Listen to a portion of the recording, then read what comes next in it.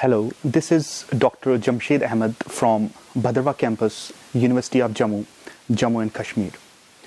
So today I will deliver a small lecture on romantic poetry, and I have chosen the poet John Keats. John Keats is a romantic poet who was born in 1795 and died at a very young age of 25 years in 1821. In his age, he has written lots of poems. We have many poems by him, like there are especially the odes. We have Ode to Autumn, which is a very small poem in 3 stanzas, but the poem is really beautiful because of its imagery, use of personification, and music. Ode to Autumn poem has been divided into 3 stanzas. The first stanza deals with the beauty of autumn season. In the stanza, in the beginning lines, the poet says that the sun acts as a friend to the fruits. We have the images of ripe apples, the flowers, and we see that bees are buzzing around those flowers which are there in autumn season. The latches and the roofs are filled with fruits, and the vineyards, the image of vineyards is there.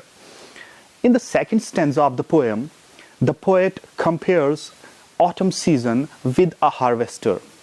He says that autumn is like a woman who is harvesting crops in the field, and due to the opium effect of the poppy plants around, she is now taking a rest. Actually, the image is of a very beautiful woman. Then there is another personification that is of a winnower. We see that in autumn season, when the crops are ripe, when the crops are harvested, the grains are collected and winnowing is done. Winnowing is a process in which the seeds are actually separated from the rest of the straw. So there is image of a winnower where a woman in the autumn season is doing that process of winnowing. Then there is another image of a gleaner, a woman who takes the crops in bundles and is carrying them home towards the end of the day.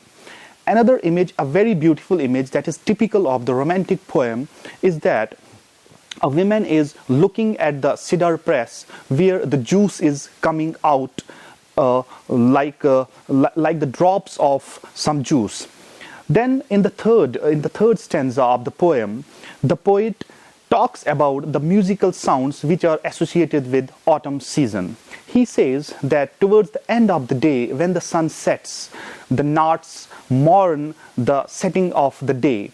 There is chirping all around, the birds are chirping all around, there are grasshoppers, there are insects, there are crickets, and there is bleating of lambs as well. Typical romantic poem which is rich in imagery. You will see that in the first stanza we have lots of images. We have the images of ripe fruits, we have the images of ripe apples in particular, we have flowers, we have bees, we have the image of sun. Actually, sun is, the poet says that sun plays an important role in autumn season in the ripening of the fruits. There is, in the second stanza, we have the image of, like I said, that there are images of harvester, winnower, and gleaner. So we see that images are here, the image of harvesting. When we read this stanza, the image of harvesting comes to the mind of the reader. We see that women are busy in harvesting. It happens in autumn season around the world that when crops are ripe, the harvesting is done. And after that, we have the images of winnowing and other likewise. In the third stanza, we have a very beautiful image of the setting sun. The sun is setting and the farmers, after doing the tiring work in their fields, are coming back to home now. Third main aspect of the poem is its comparison with spring season. John Keats agrees that spring season is beautiful, no doubt, and a lot has been written on spring season, as we know. He says, "Where are the songs of spring? Ah, where are they? Think not of them, thou hast thy music too." It means that the poet agrees that spring season has its music, but he says that let us not think of that season now, because spring season is over, it's gone. So he says that autumn season has its music too. Now he talks about the music which is associated with the season of autumn.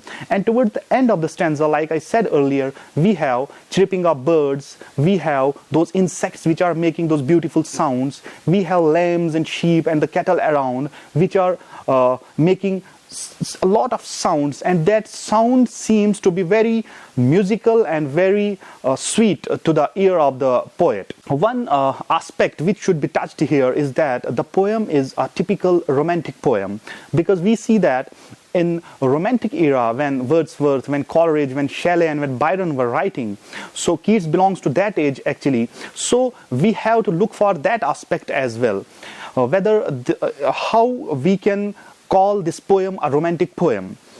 We see it in romantic poetry. What we usually see is the subjectivity, and you see that throughout the lines of the poem, through the verses. When you go through, there's a lot of subjectivity, feelings are there, emotions are there, and no doubt spontaneity is there.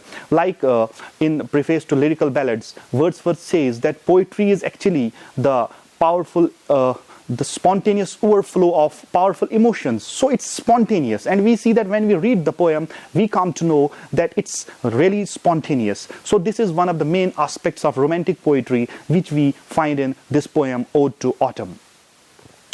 There is a lot of imagery used, like I discussed the use of imagery in the poem. That is a typical romantic character.